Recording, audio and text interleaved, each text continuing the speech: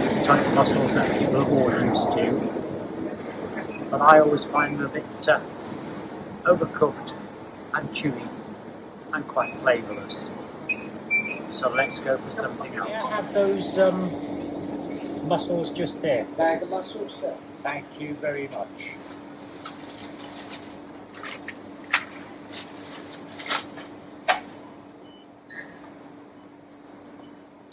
£4.71. Brilliant. So the first thing we need to do with the mussels is to salt them and give them a little bit of a wash. Now they will last in the fridge for up to 24 hours, but you have to make sure that the bag is slightly open so that the mussels can breathe. So it's just a matter of pouring them out into the sink, there, and then cutting the tape, cutting the net, and pouring them all out. The odd one does attach itself to the net, so let's get that out as well. Put a little bit, not a lot, of cold water in, and then agitate it.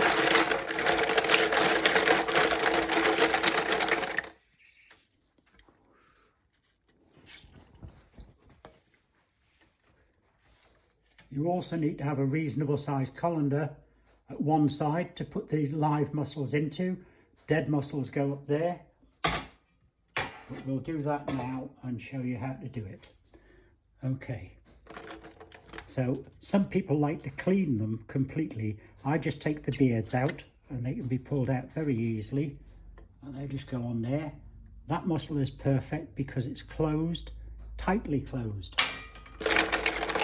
So pick them up quite a few at a time, inspect them. If they're slightly open, just give them a tap. I'll show you what to do with ones that are more open in a second if we find any.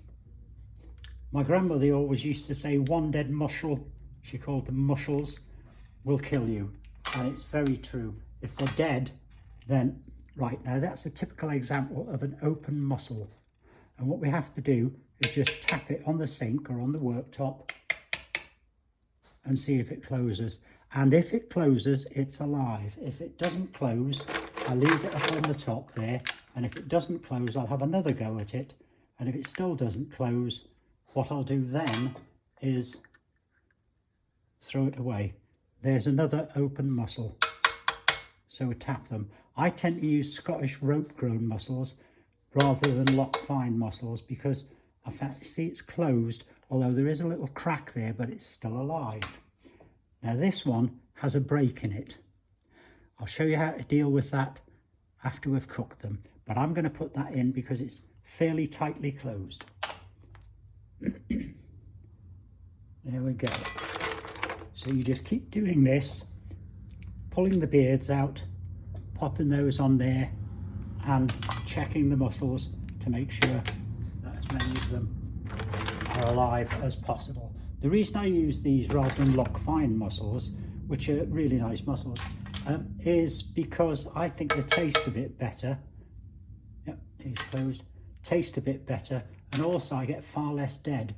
I've had up to 20% of the lock-fine mussels dead because they seem to be too delicate, whereas these Scottish rope-grown mussels seem to be able to travel a lot better. And I got them from a well-known supermarket on Fish Friday just yesterday, about 24 hours ago, and it was just over a kilo. Now as a starter that will serve easily 4 people. Some people like to scrape that off, but quite honestly I think it just is a waste of time. You can probably see the colour of the water. It's because that's now seawater. Now there's a really open mussel and I'll tap it, and if it does nothing, and I'll put it to one side, and if it does nothing, then I shall throw it. It's not starting to close, so I'll put it on there and check it later. The rule is, if they won't close, they're dead, throw them. That one's just too broken to use, so we'll put that to one side straight away. The rule is, if they don't close, they're dead. And if they don't open when they're cooked, they're dead. And you don't eat either of those. So there we go. We've got one broken and one dead. Now we pour that out. And what we're left with here is a beautiful colander full, one little beard there, full of live mussels, ready to cook. Okay, what we're going to do now is just prepare the shallot and the garlic to go into the pan. Right, I always use these French shallots, or echallion, or scallions as my grandma used to call them, and it doesn't matter if you lose a bit of the skin, it's not that important. Right, I'm a chef, I'm a cook, not a chef, so I don't do this business. I do it fairly slowly, but you do need a very sharp knife. It's one of the most common causes of cuts in kitchens is the fact that people don't use a sharp knife. So what I'm doing is just cutting him very finely.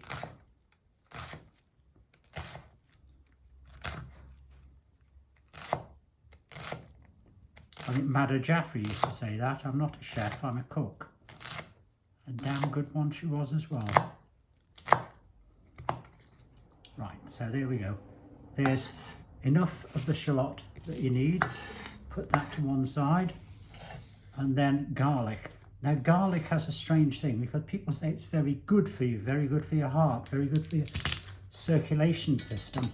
And then they go and chop it up and throw it straight in the pan. Well, the general idea with garlic is that it starts to give off some sort of chemical after it's been cut after about 5 to 10 minutes. So you should always prepare it first and leave it for at least 5 to 10 minutes before you put it in the pan. Otherwise, you actually don't get any benefit from the garlic whatsoever.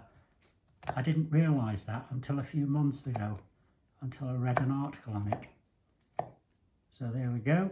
There's another bit of garlic. And I like mine quite garlicky, so I like to do that.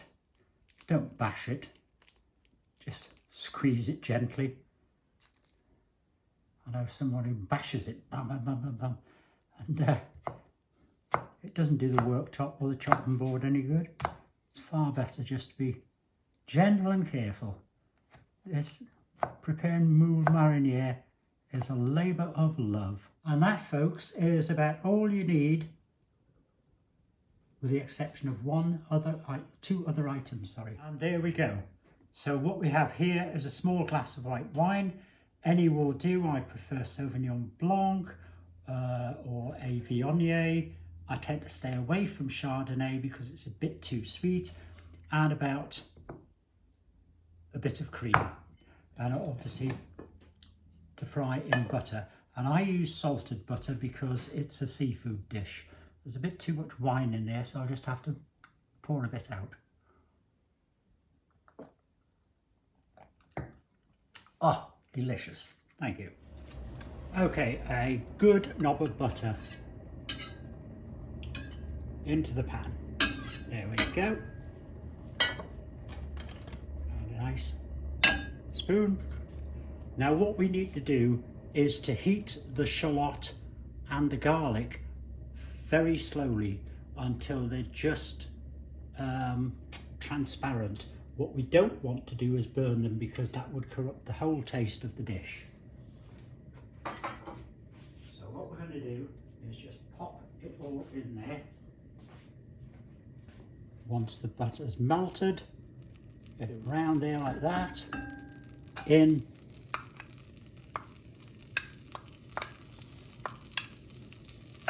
These little pie dishes are perfect for preparing ingredients and then just throwing them in. I do this when I do stir fries as well. I might have 2 or 3 of those with different vegetables in.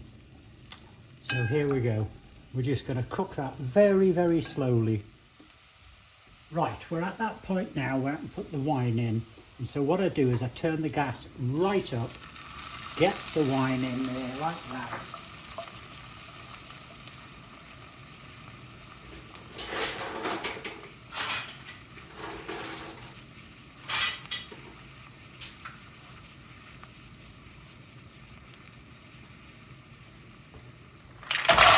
and add the mussels and stick the top on straight away.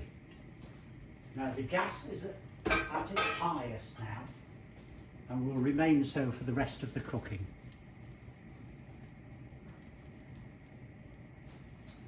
So I'll give it about 3 minutes, that's all, before I open the lid.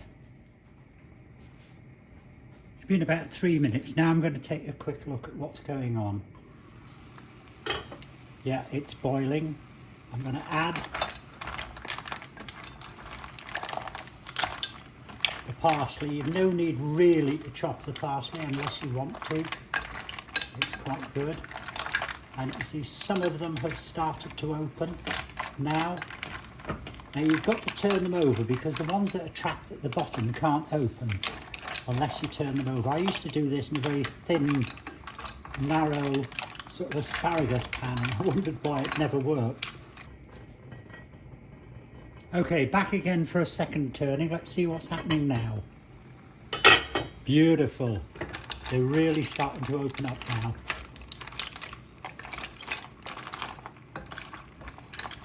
And you'll see that you only use a drop of white wine, about half a Paris goblet full, because as the mussels open, they're full of seawater, or salted water. It's probably not seawater, and they add to the liquid in it. So if you put, some people recommend a bottle of wine. If you put a bottle of wine, you get wine flavoured mussels.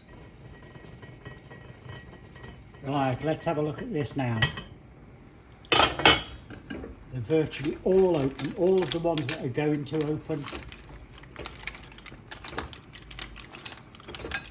are almost there.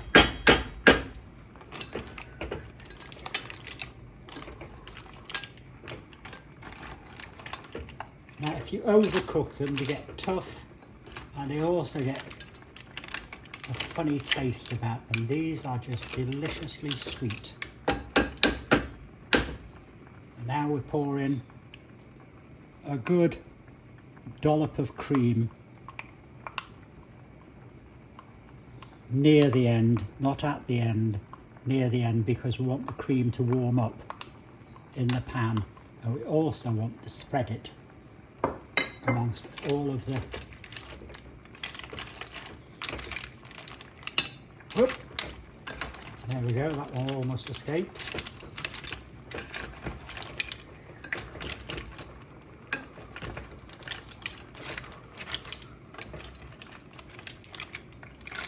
Yeah, nice double cream just to finish things off.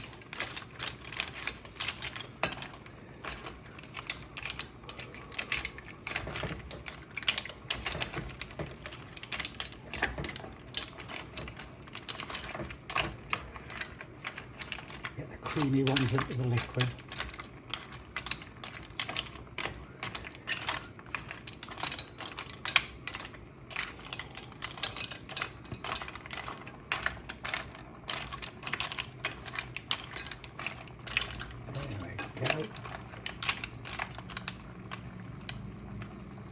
Sometimes you get ones like that, but you'll find it in there. Some lucky people will get 2 in a shell. Okay, that's that. Let's serve. Off for the oven.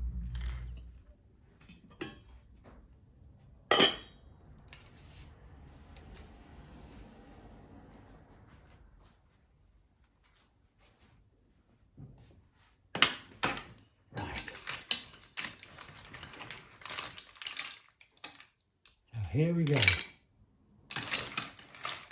Moules Marini. There we are. Could anybody want anything nicer? Beautiful mussels cooked in a white wine and cream sauce with shallots and garlic.